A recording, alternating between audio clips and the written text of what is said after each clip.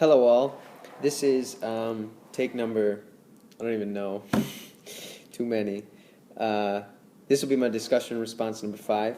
And the article I'm doing is Students Need Challenge, Not Easy Success. It's by Margaret Clifford, and it's in pages 194 to 200 of your Kaleidoscope books. So the question is, this article pinpoints student motivation as a major source of school problems. Do you agree with this assessment? Why or why not? So it's asking, she says in the article that motivation is a big reason why there's so many dropouts going on, that kids aren't motivated and we're not motivating them in the correct ways. She calls it educational suicide on behalf of the students. Do I agree with this, is the question. Yes, I think that motivation is a big part of it.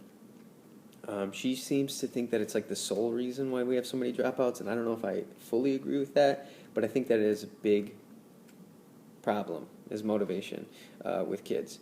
The reason I say that, honestly, is largely from personal experience. I mean, we were all in high school. It wasn't that long ago. We remember, at least I do. But even more specifically, during TAing right now, teacher assisting, we're all there. We have classes where kids, not dumb kids by any means, for lack of a better word, smart kids, actual bright individuals, are not really applying themselves. They're zoning out in class or not really getting good grades, and we're like, what's going on? And part of it may very well be this motivation factor that Clifford seems to be talking about in this article. I guess one example in particular I could bring up is the fact that there's this kid who sits in front of me in one of my classes, and I've had a lot of conversations with him. He seems to be really bright, really personable, but I see him zoning out all the time in class, like just completely, I don't know, and it's not just him, but I'm using him as an example. So he zones out in class, and it's like, even if we're doing some like kind of interesting things, I feel like we were reading The Importance of Being Earnest, which is a funny play, and it's like a lot of the kids were getting engaged and like laughing about it, and he was just like off in space.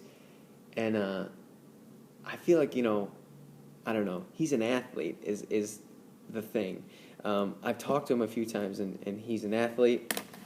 He's thinking about going to college for track. So I have to imagine that there's motivation there, like within him, He's talking about doing cross country right now, and just to stay in shape, and he's doing sprint training once a week and stuff. And I have to imagine that there's motivation in him, especially cross country. I mean, motivation and determination is key for running like 20 miles or whatever these people run. So it's the fact of the matter is, though, is that we're not tapping into that motivation in the classroom, which is what she's talking about. It's the same with gamers. To give another example, some of these kids, I have a friend who will stay up all night and beat a video game and complete every objective possible, but like when it comes to school, he's like, all I need is C's, so I'm just going to do what I can, or do what I need to do to get by. So she talks about tapping into that motivation in the classroom. That's kind of her argument. She offers some pretty cool suggestions. She says, give them a challenge. That's the name of her article, but that's kind of the overarching theme, is that you need to give them a challenge. We've kind of dumbed down the curriculum in order to let kids easily slide by, but she said that's not doing anything. We need to challenge them, and then they will be motivated themselves. And we won't have to worry about trying to bend over backwards and try and do all this stuff to help them out and foster this success. She also says a big one she mentioned was risk-taking. We need to offer them risk. And she laid out a couple of guidelines within that kind of idea. But the big idea is that through risk, students, there's like I think she said intrinsic motivation kind of spawns as a result of that. Because it's exciting, it's engaging, it kind of keeps your energy going if there's kind of risk going on, even if it's only on a small scale. So she says that that's something we need to offer. It can't be so, plain and straightforward all the time. She's just saying that we need to kind of offer that. We need to keep kids engaged. We need to offer ways that they can stay engaged themselves. Autonomous learning, autonomous engagement.